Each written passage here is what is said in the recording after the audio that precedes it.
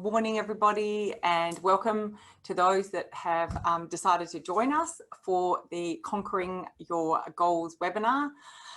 Anything to do with goals, I love talking about goals. So I'm hoping that with what I'm going to go through over the next hour, that you will be able to have a bit of insight on how you can further achieve your goals and how you can further achieve the things that you would like to achieve out of your life.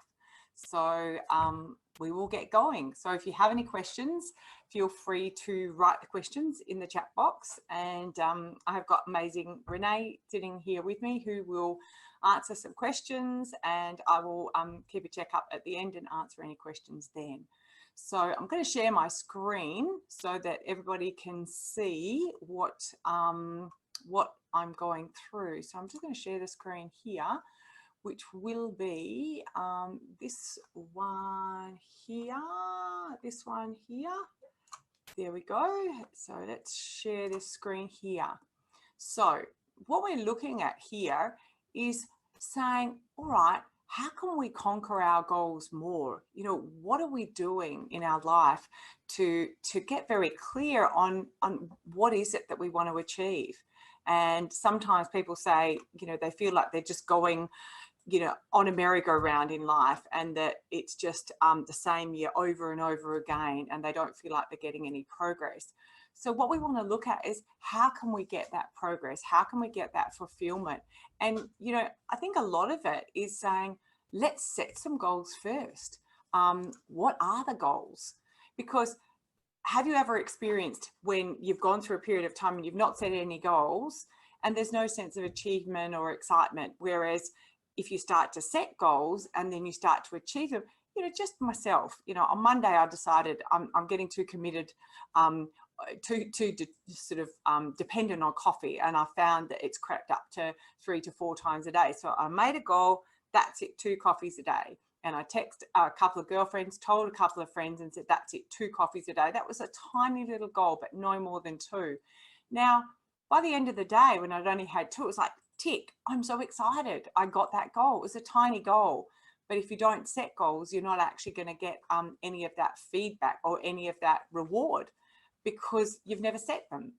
So the process, when we're looking at a company, the process of setting a goal is really thinking about where you would like to see your company in the future. Where do you want to see your life in the future, and where do you want to see the company's future? So this is really about having a clear vision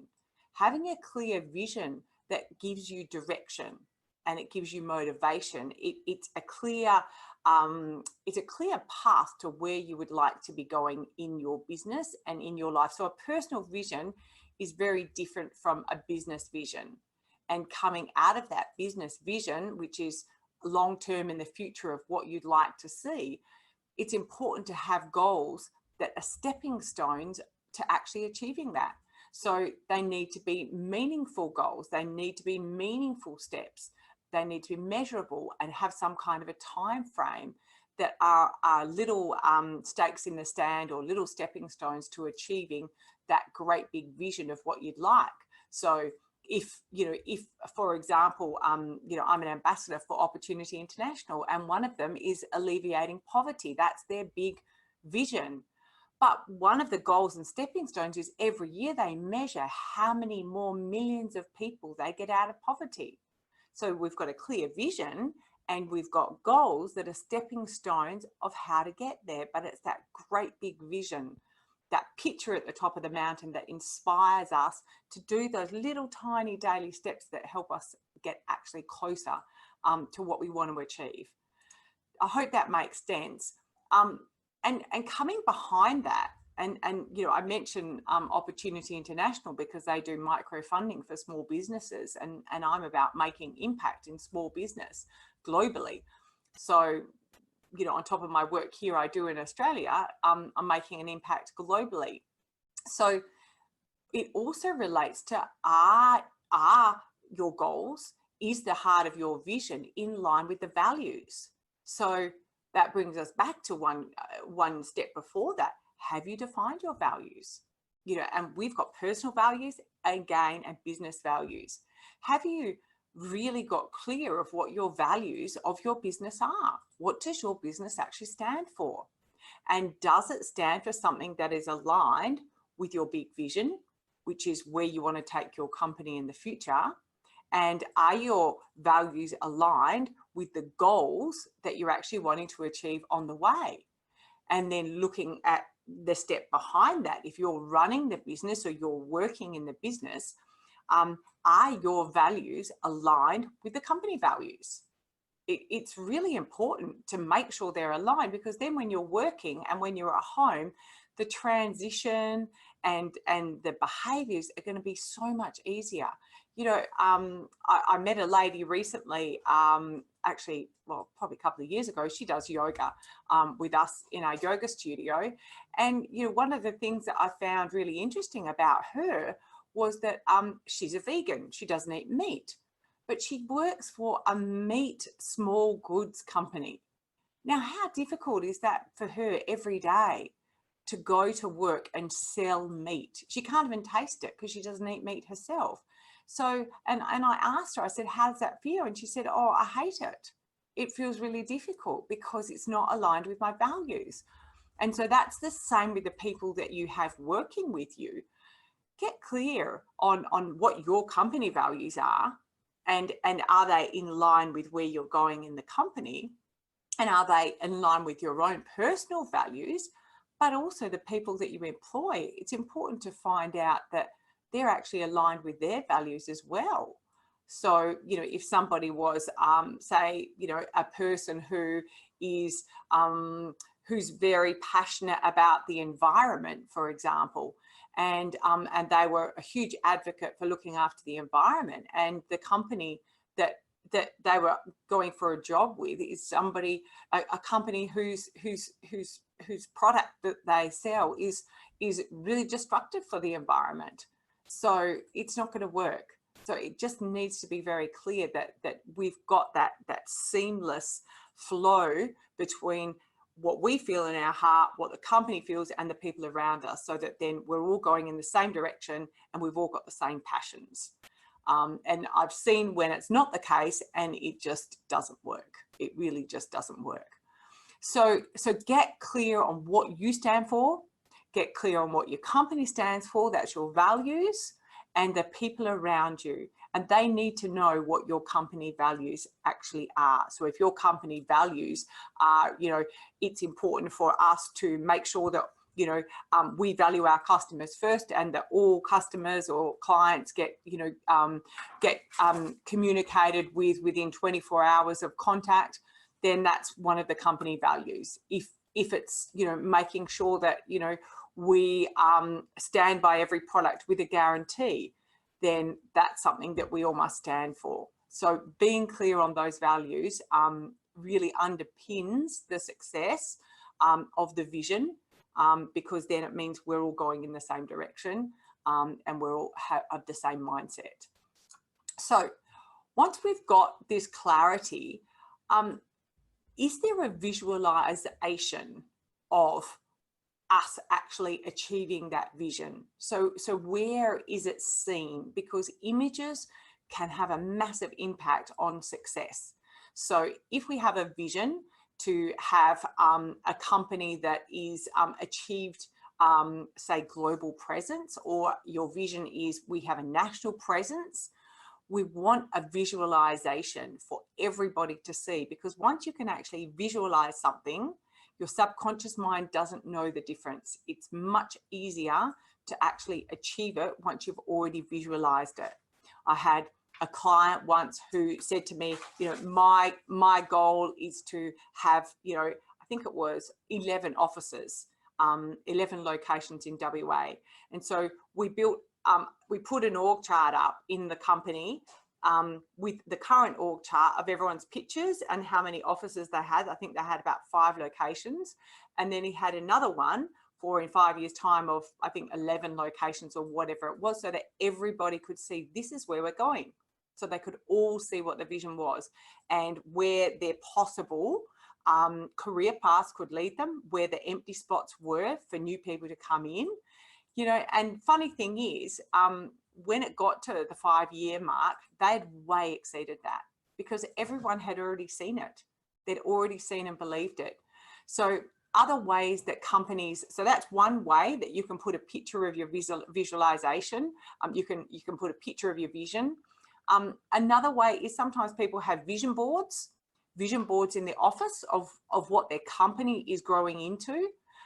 So it might be everyone puts a picture up of the vision board. One might be, you know, an accreditation. Another one might be an award. Another one might be a sales figure. So they have this great visualization of where the company is going in the future. Another one might be a picture of everyone going on holiday together because they get their target. So it's very clear in everyone's mind what success looks like. Also, personal vision boards are really important as well, because they get you to be very clear of what your personal success looks like. Us here at work, we have fun once a year doing our personal vision boards, and we did it with some clients this year and it was great fun. So some people also get people to bring things from their personal vision board to share at work as well. I had one organisation that had a combination of everyone's personal visions, and everyone brought one picture in of something that they were going for, and it was beautiful because we had someone brought a picture of a dog in that they were wanting to get a dog. They'd always wanted to a rescue dog. Another one had a picture of a new car up there, and this guy had a picture of his family in another country that he was going to get to immigrate over to Australia, which was beautiful. Another one had a picture of a fit body. So everyone had their personal, I think someone had had a trip to Europe. So everybody saw everybody's vision and everyone saw what everyone wanted to achieve.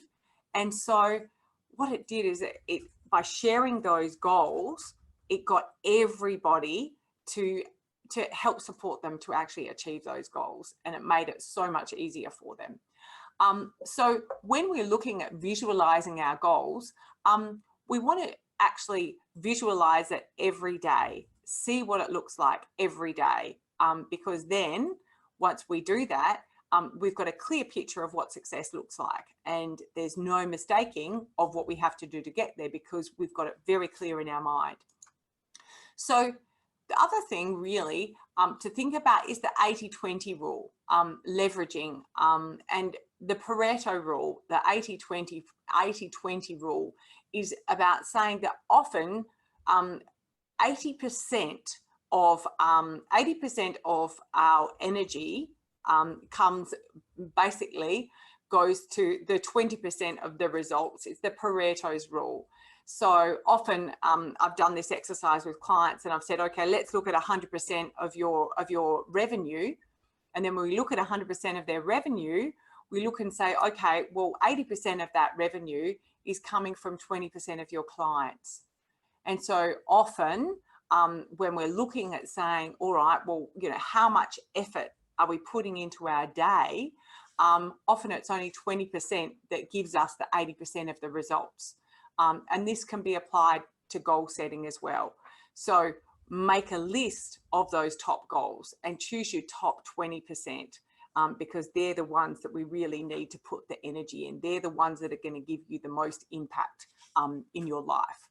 And having them listed down and making yourself very clear on what are the top goals that you want to achieve and are they in line with where you want to go, will make things so much easier and keep them front of mind all the time. So when we're looking at goals, it's important to have long and short-term goals. When we have short-term goals, it means that we've got little milestones on the way to getting to where we want to get to. And then they're part of the larger strategies that are going to achieve or get us closer to achieving our vision.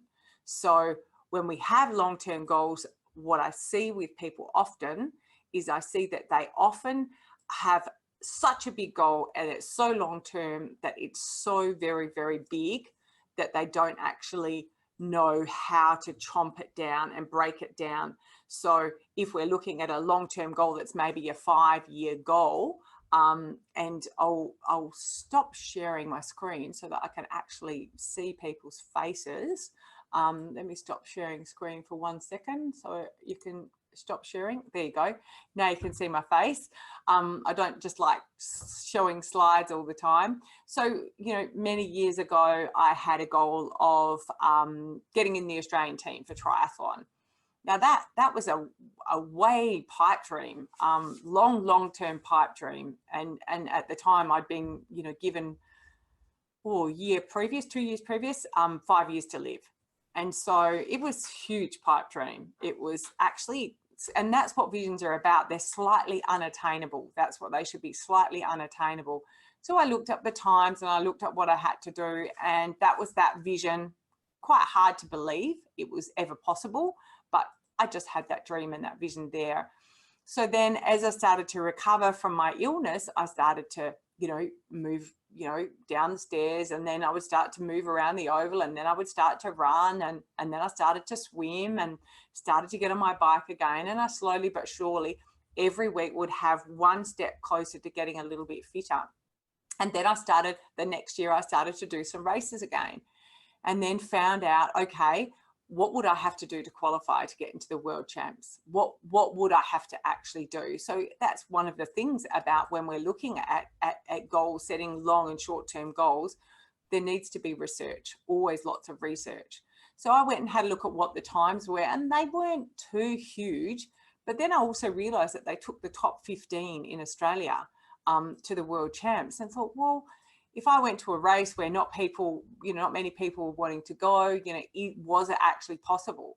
So I went to two qualifying races. So we're now 2 years beforehand, but every week I've just got one step more that I'm wanting to get closer to my dream. And there's a lot of research, there's a lot of testing and measuring on the way. And there's no difference with business and business goals as well. It's just sports is a really good analogy. So then I started to do some races, started to have a look at my times as I was slowly but surely recovering. And I went to my first qualifying race, which was in Mooloolaba, and found out that, you know, that race, turning up to that race, doing that race, I think I can't remember what place I came, but it was enough to apply to get into the team. Did another race as well, got more points as well, and then eventually applied to get in. So we're still 18 months before the world champs, and I'm just applying to try and get into the team. Lo and behold, I was in the top 15 in Australia of those who applied, who wanted to go to the world champs, and of those who had actually done the qualifying races and got the points. So then started their campaign of, once I got in, of actually training for the race itself. So then we've now got an 18-month campaign of training up towards the race. So, and then eventually, you know, I managed to wear the green and gold for the first time ever in New Zealand. This was probably how many years ago now, 15 odd years ago, where 4 or 5 years previous, I'd been only given 5 years to live, and I was in a wheelchair. But it was the case of having that vision, doing the research, planning backwards, and having tiny little goals that were stepping stones to getting to the big goal that made it possible. And if I hadn't have had that vision, if I hadn't have had the long and the short goals, if I hadn't have done my research, it wouldn't have happened. I would have just said, oh, that's not possible. That's never possible. But it was so big. It was such a big dream that it was worth giving it a shot, because it was just a big dream. So I hope that helps when you're looking at big goals yourself, and how you can break them down and make it easier to achieve them by getting very clear on what success looks like, and then getting back to the micro to get one step closer and one step closer and one step closer. So moving along, I'm going to share my screen again so I can go through the rest of my slides. So when we're looking at goals, the basis for long-term goals should be aligned with your company's mission, and it should reflect the purpose. So this is like the big picture goal that sets the course for the future. So generally, a long-term goal involves growth in 4 main areas of your company. So we're looking at service, we're looking at social, we're looking at profit, and we're looking at growth. So if we're looking at this goal, we're wanting to have it covering these 4 growth areas. So if we're looking at service, it really wants to be related to increasing customer service satisfaction or customer retention. So what is it in this goal is related to increasing customer service, customer satisfaction, or customer retention? So then the next level here is also a focus on giving back to the community. If you achieve this goal, what part of that is going to give back to the community? What's the impact going to be on the community? And then also, if we look at the profit side of things, is it going to increase profits by a significant amount? So we really want it to increase profits by a significant amount. And also the fourth element is we want to have a look at the growth. Is it related to growth in the company's development? So talking about this, we're wanting to find out if you have a long-term goal, does it tick those 4 quadrants? Because it's going to be a lot more powerful if it does.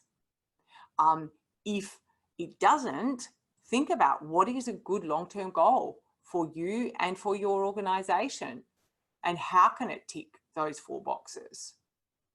So when we're looking at short-term goals, once you've got the long-term goals in place, the next step is really how to figure out how to get to these short-term goals. Long-term goals are much broader and they serve for a much higher purpose. But short-term goals are really specific and designed to be executed within a short-term framework. These goals, they basically support and overarch your bigger goals, and they allow you to measure progress on the way. So if you've got short-term goals, then that way you can measure how close am I? You know, how close am I to the target I'd originally specified? Where should I be at this time? And then underneath that, we need to look at saying, you know, what's the strategy for actually achieving this goal? If that makes sense. You know, I'll share a little story with you. You know, when we look at saying, you know, have we got these in place? So I'll just unshare my screen. Unshare my screen right now. Here we go. Not doing a very good job of unsharing my screens. Okay, it wasn't shared. Okay, well, I'm sharing it now.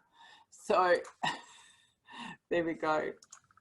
Aha, can we see this now? So pardon me for that little slight mix up. I wanted to share a story with you. I'll talk about it in a second. I'll go to the next slide. So when we're looking here at short-term goals, we want to make sure that the short-term goals are actionable. We want to make sure that they're actionable in items that really, they need to be specific. They need to be, you've probably heard of the SMART acronym. They need to be SMART as far as specific.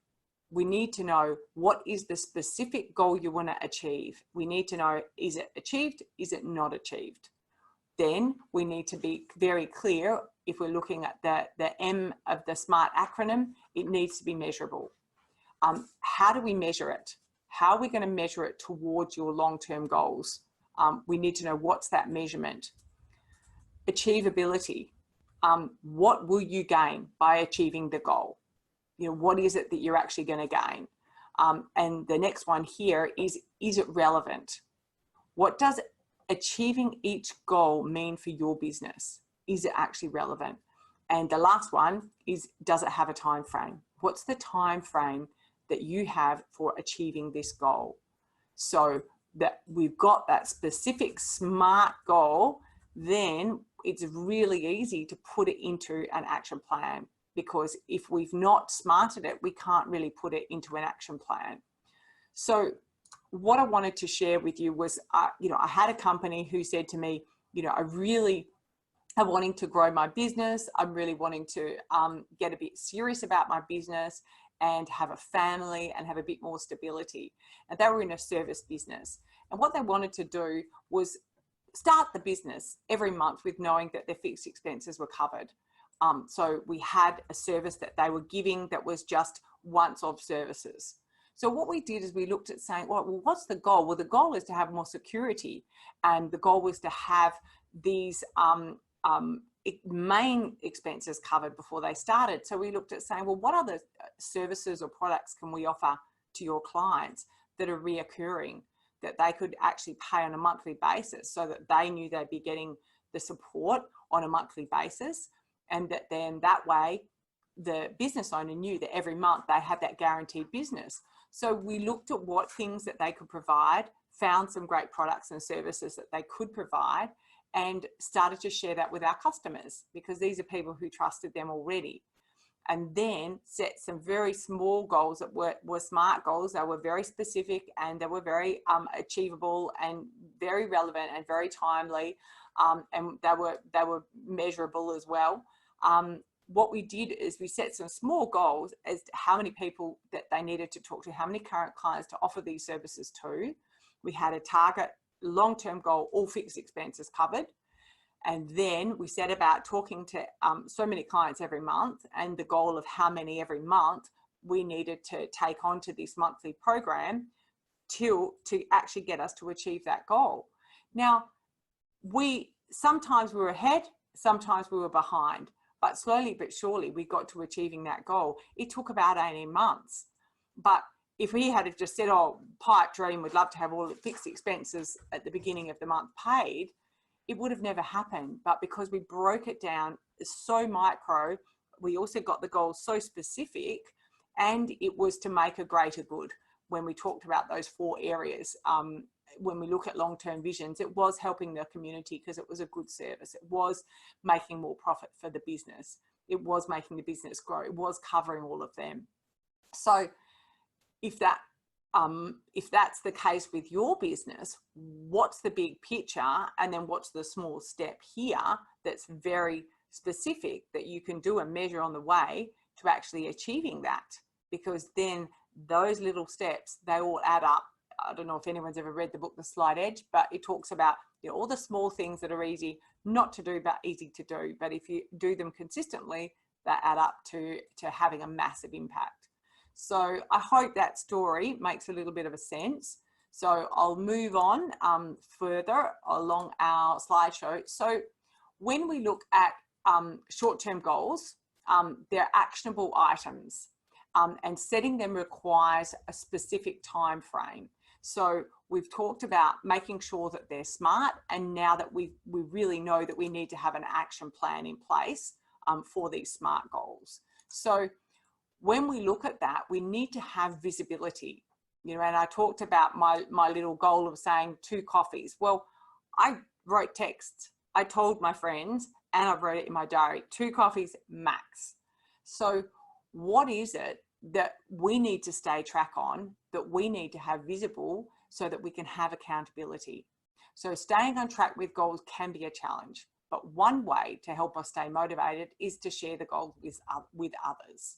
So creating visibility, it actually means adding another level of accountability, which in turn increases motivation. If I hadn't have told anyone about my goal of 2 coffees, then I would have just, you know, when the 3rd coffee was offered to me, I would have just said, no worries, because my head was going, yeah, I got that. But because I was accountable to my peers and my friends, I just said no. So when we look at the following, accountability, we're really talking about sharing your ideas with others. It makes you more accountable.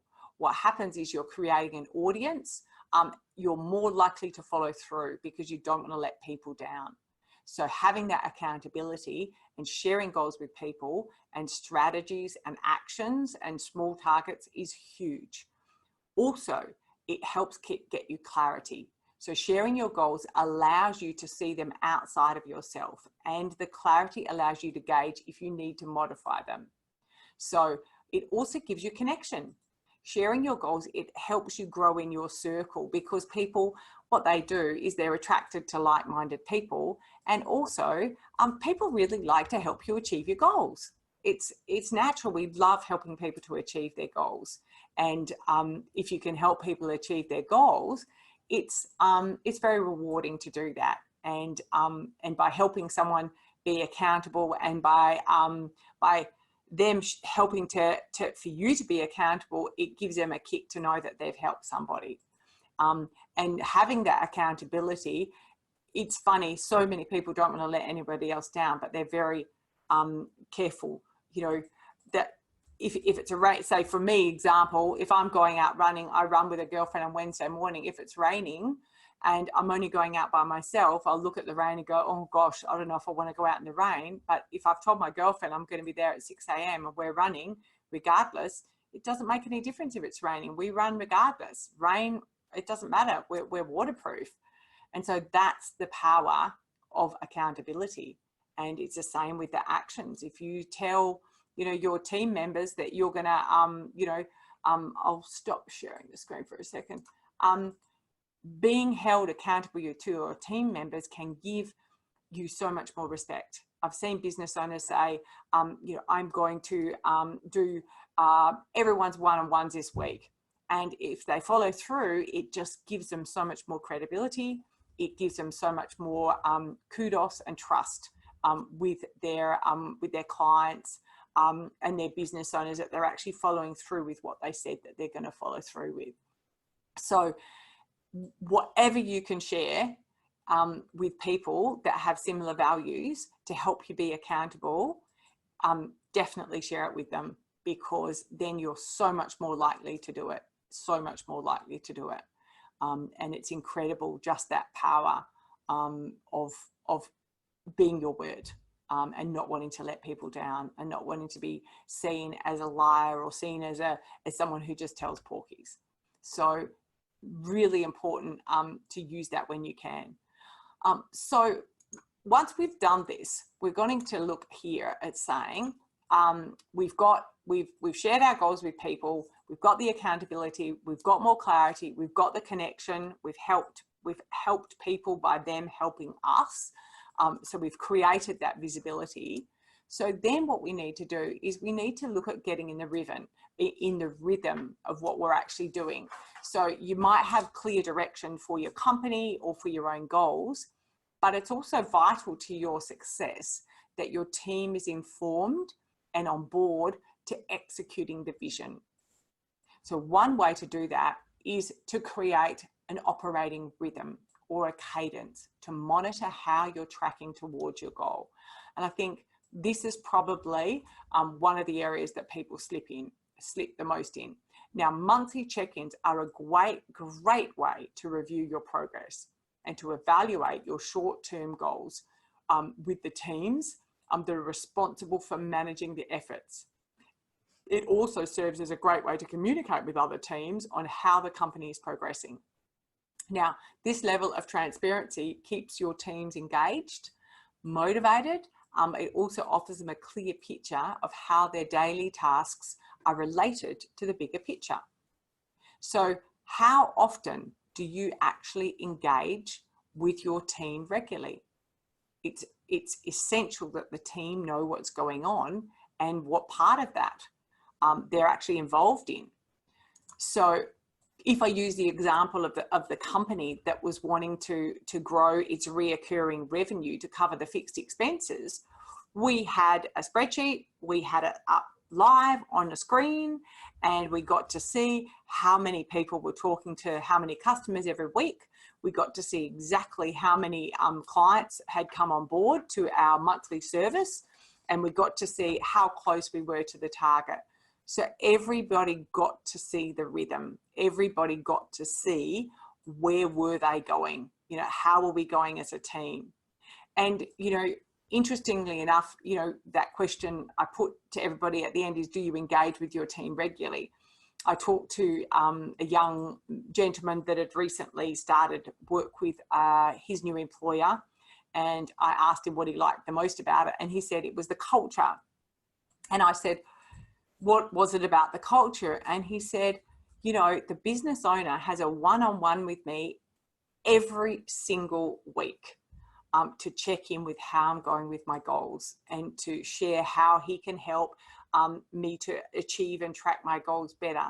So that to him was something that no one else had done. So it's about the business owner or the manager or the upline checking in with that rhythm every single week to see, okay, if this is the target, how are we going? How are we tracking? And funnily enough, you miss 1 week and so often then people's performance just drops back. So how can you have more regular check-in on the rhythm of the activity of the goals that are the stepping stones to the bigger picture with yourself or with your team to help you achieve it greater? And what needs to be checked? And another example, I've got a company who said they want to start to do some social media and start to do a bit of, sharing stories up to their clients. And I said, great, okay, how are we going to track it? And who's the person doing it that is going to track it?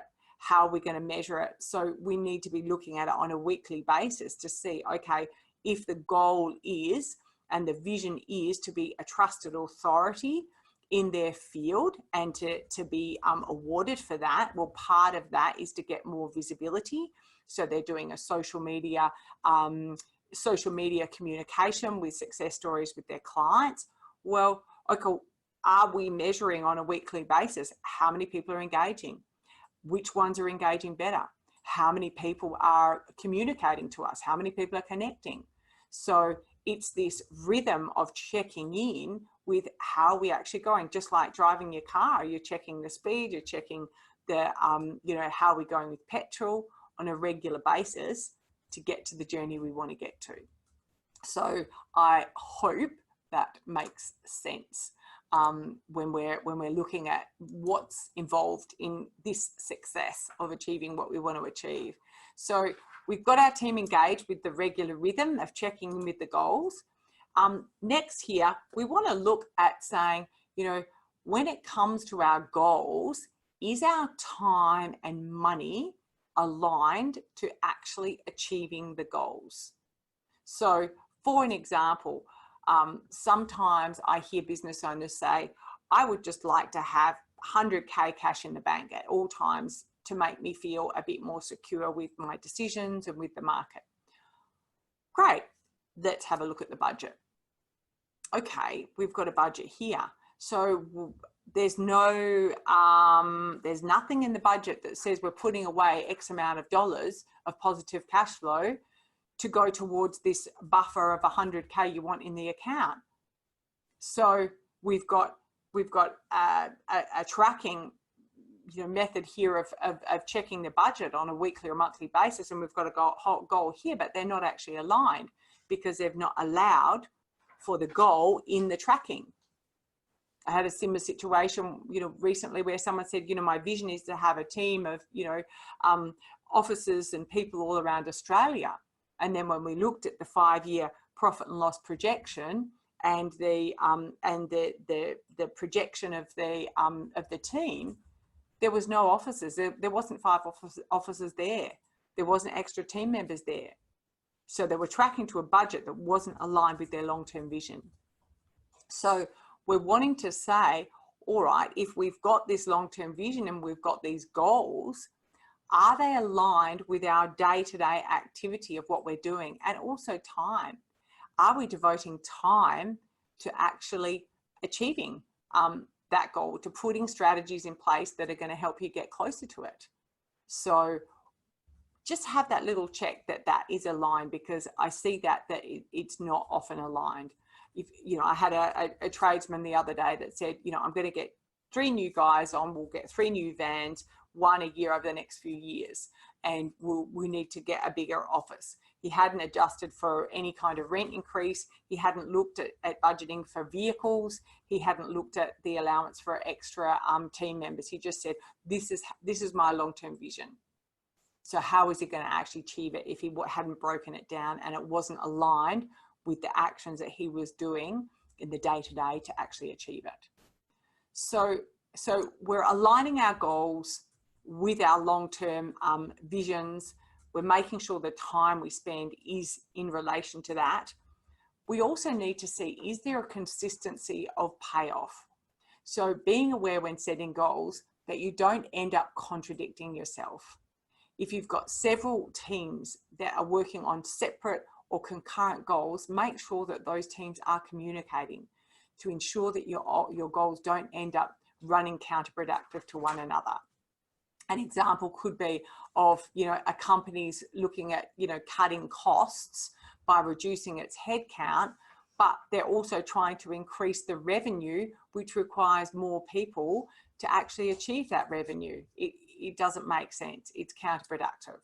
So a good rule of thumb is really make sure that there's a roadmap for your goals before setting out any objectives towards that. Before you do that, make sure there's a roadmap that gets you all the way there, so that there is those key factors that are aligned with that, so that the actual whole path can be aligned, and that you're not going in the opposite direction. So for example, if you're wanting to, cut costs in marketing, and yet another department has said, we're going to get a new website, it doesn't make sense. It needs to be fully aligned, and make sure that that is very, very consistent. Also, when we look at here, our goals, the roadmap, it's a visual chart of your objectives and the steps necessary to achieve them.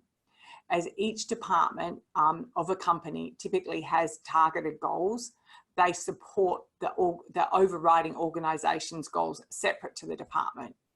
Now, it's a good idea to create a chart to house all the department's goals together in a visualized form, and it makes sure that all the goals are running in aligned with each other.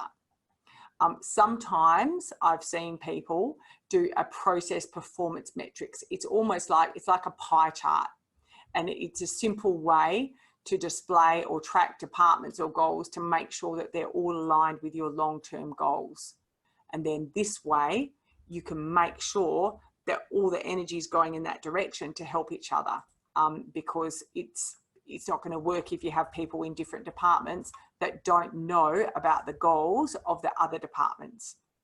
And I've seen this, it happens in small businesses, it happens in government departments, it happens in big businesses. We've got the accounts department doing their thing, we've got operations doing their thing, we've got marketing doing their thing, sales doing their thing, and none of them know what each other's goals are, and none of them are aligned.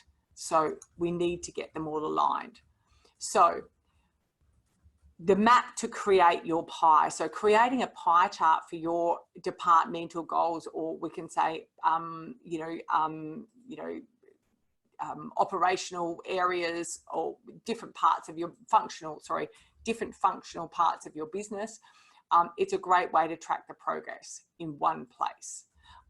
You might look at saying different sections in different departments of your business, or different operational sections of your business. Maybe you might have learning and growing strategy perspectives. So that might be around customer satisfaction. It might be around employee skills, education, employee turnover. Employee turnover is a big one. It can cost the business a huge amount. You might also have a customer perspective. Some people do NPS scores, customer satisfaction scores, customer retention, brand strength. So that's all about how the customer sees your company from an outsider's point of view. And retention is, a huge indicator of how you're perceived by your customers. The next area here could be financial perspective, looking at measuring your revenues, measuring expenses, net incomes, budget to actuals, budget to actuals, cash flow it could be, pardon me. And then the last one might be all around internal processes. This is around operations, so inventory, orders, quality control.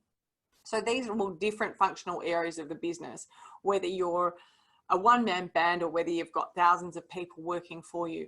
And that's looking at each of these functional areas and saying, what, is the whole purpose and the goal of that area, and are they all aligned, and how are we measuring them? And by getting that map or that pie chart together, that gives us regular monthly metrics or measurings, it's really easy to check where the gaps are and where we're on track and where we're not on track, and can make a huge, huge impact on your business. So if we're looking at saying, you know, how do we measure these? Generally, we measure them with milestones. They're sort of like checkpoints that mark or measure the steps along the way to actually achieving your goal. And setting such milestones for your goals, it allows you to visually to determine whether or not the goal has been tracked successfully. A good way to set these milestones is really to collaborate with the person or the team that's responsible for actually executing the goal, to establish what's the milestone, what milestone should be, and how often should it be reviewed. This gives them their ownership, and it also gives them buy-in for the overall big goal, and they know that they're all really part of the bigger picture of the success of the business, because they're really part of that success of that functional area of the business. So, and it might even be a contractor. If you're looking at, you know, if your bookkeeper's contracted out, it's important that they know what part of their processes are involved with the goals that you're actually wanting to achieve in the business. So also the other thing is really being aware and staying open to change. Change is something that is inevitable. Change happens all the time. We must stay open to change. Change is something that happens while we're doing other plans. So that's the old saying, you know, life happens when we're making other plans. Well, in business, change happens when we're making other plans as well. So you may have your, your goals, and you may have your plans and your strategies and your milestones along the way, but sometimes things just happen out of the blue that we have to adjust. Now, you know, I had a lady recently that had a, I'll stop sharing screen so I can see you. I had a lady recently that had a product that was tainted from a manufacturer. She had some, you know, long-term goals that we were on track to achieving, and this set her back in a massive way.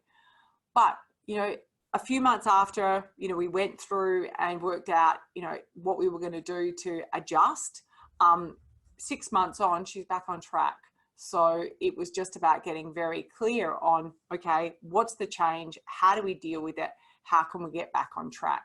And we all have that happen in our business, and we just need to focus on what's happening at the time, get clear on how to deal with that, but also keep an eye on where we want to go, and then readjust to get back to where you want to go in the business, and not being too hard on yourself. So looking at this, staying open to change, staying open to change and regrouping with your team, and being vulnerable and honest and open and upfront is really the key. I've seen times when business owners are too scared to be vulnerable and share, well, we have to change the goals because this person's got sick and had to leave, or this is, you know, this has happened with a product recall, but they've found they've not wanted to be vulnerable with their team and share that challenge, and they hold it themselves and keep the pressure themselves. So it's about regrouping the team, aligning with the new goals, setting new milestones to keep the energy positive and keep going towards the goal that you're actually wanting to achieve. And that's, you know, I think that's really key. One of the keys of being a business owner is communicating, and, you know, communicating and having that honesty and having that vulnerability when things happen, when people get sick, when products fail, when there's strikes, when there's bushfires, when things happen that are totally out of our control. It's really important to be, you know, very clear with communication with the team and how we're going to adjust, how we're going to regroup our goals, and how we're going to get back on track, and when we'll get back on track, and what needs to be adjusted. I see too many business owners that just bury their head in the sand and they don't adjust. They don't openly admit vulnerability and share that with the team. So it's important to make sure that that is always communicated, and then readjusted accordingly. So when we're looking at these different changes, and things that are out of our control, embrace failures. Failure is part of business. Failure is how we actually learn. We learn through failures. We don't learn through successes. That's how we learn the most, is through failures. Every business experiences failure. Even when goals are in place and you're tracking performance, sometimes the plan for the goal just doesn't serve the larger purpose, or the goal doesn't perform as planned. Staying focused on your big picture provides a solid foundation to address any failures head on, and remembering that in failure lies the opportunity to learn. And that's where the goal comes. The goal always comes, the learning always comes out of our failures. Adopt a habit of looking at failures with your team to determine what changes are necessary to be more successful in failure. And success only occurs if you keep going.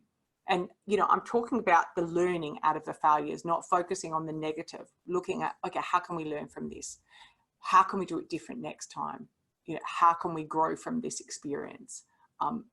Really makes a change with people when you embrace failure and they're actually feel comfortable enough to be risk out there and going for it, because then that's where the learnings come. That's when, front line is where all the innovation comes from. And if the front line is not confident enough to try different things and they're not confident enough to fail forward, then you're not going to get innovations and you won't get that.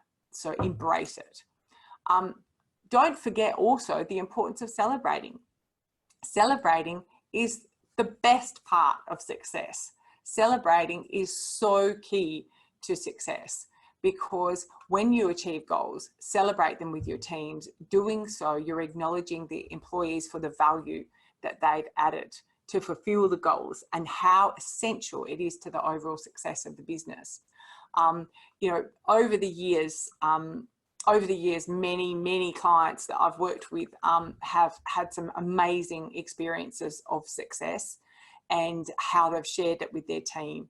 One business owner took his management, or actually took the whole company to Bali for the weekend. Another one, she took her team to Melbourne for some shopping. I had another guy took them to Melbourne for the football. I had fun and joy of going with a bunch of people in a stretch Hummer out to a winery for lunch to celebrate. Others have a barbecue.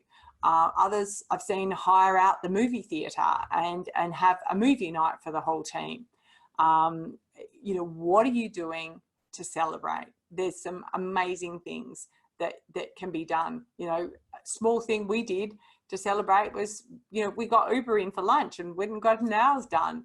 It was a girly afternoon and we just had a bit of laugh. Another thing that people do to celebrate is just to acknowledge that they've achieved their goals and that you're giving them something to celebrate. So there's a lot of things that can be done. When was the last time you celebrated with your team a success? Small or large, doesn't make any difference. Make sure that it's part of the whole process. And celebrating is key to people, getting motivated about the next goal. It's really key to getting them motivated about the next goal. And celebrate yourself as well. That's pretty much it when we look at goals. I really want to thank you for attending and hope that you have got a lot more powerful tools and have got some ideas of how you can better achieve your goals. Just look at saying, of the things that we've gone through today, getting clear on the long-term vision, having a clear understanding of, what are the small goals that need to be done on the way? Are all the functional areas of the business all aligned with this long-term picture of your business? Have you got milestones on the way to measure them? Are there strategies, actual actions that you're spending time that the time is actually in your calendar. There's no point in having a goal if you haven't got time in your calendar to actually achieve that goal. Have you got the time allocated to achieving the goals? Are you measuring them? Are you checking in with the team? Are you sharing the goals? Are people's actual values aligned with the goals? And then are you adjusting as things change? And are you celebrating? So looking at the bigger picture of goals, there's a lot you can do to achieve your goals more. There is a lot you can do. And then, you know, if you just say there's one thing from what you've gone through today that I could do better, take that, go away and do that. And then you're going to have a lot higher chance of success. So what is the one thing that you could do different, that you could do better out of the whole process that I've just gone through? And you're more than welcome to email or commit to somebody at work what that change is going to be, and go and actually make sure that you do that, because then you're going to increase your chances of success so much more. And then that can become a habit of how you do it. And, you know, that way you're just increasing your chances of success, and the people around you will see the different behaviors, and then you get the ripple effect onto them, because then you're starting to get clear of your goals and you're starting to align them, and then you'll find your team members will do the same, and you'll find your family members will do the same. We have a family goal book that we write in every year, our goals, and we love checking in with how everyone's going with their goals. So my husband and my habits have now rippled down to the family's habits. So it makes a difference if you share it, and if you start to do the little things, it makes a huge difference. So I will finish off. So there's plenty of reading material that I can send to you if you're interested, and I hope you've learned something, and thank you very much for your time, and have a good day and have fun setting goals.